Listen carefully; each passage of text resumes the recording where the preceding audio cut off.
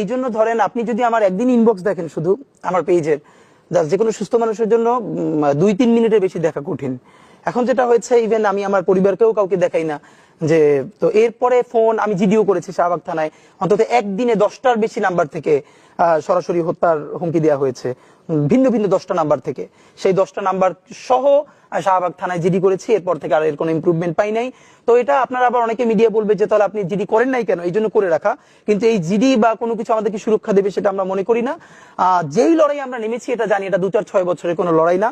আপনাকে জানিয়ে রাখি যে মেক্সিকোর পাশে আমেরিকা প্রতিবেশী হিসেবে যতটা পরাক্রমশালী, তার থেকেও বাংলাদেশের পাশে ভারত অনেক বেশি পরাক্রমশালী। সুতরাং এখানে আমরা একই সাথে অনেককে শত্রু বানিয়েছি, দখলদার দিল্লিকে বানিয়েছি, ফ্যাসিস্ট আওয়ামী লীগকে বানিয়েছি, আরো অনেক ঘরানাকে। সুতরাং আমাদের এই লড়াইটা শুধু 2-4-5 বছরের, এটা খুবই ভুল।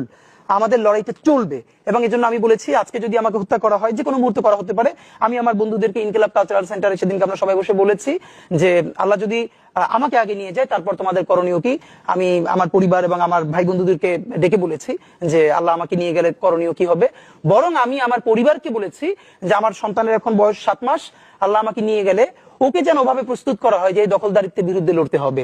আল্লাহ ওকে যদি বড় করে ওর সন্তান দখলদারিত্বের বিরুদ্ধে লড়বে, এই স্পিরিট যেন ওকে দেওয়া হয়, এটা আমি আমার পরিবারকে বলেছি। সুতরাং ভবিষ্যতের বাংলাদেশের যে দখলদারিত্বের বিরুদ্ধে লড়াই, এটা তীব্রতর হবে। আমাদের গণ অভ্যুত্থানের পরে বিপ্লব হওয়ার কথা ছিল, হয় নাই, ছাই চাপা আগুন হয়ে আছে।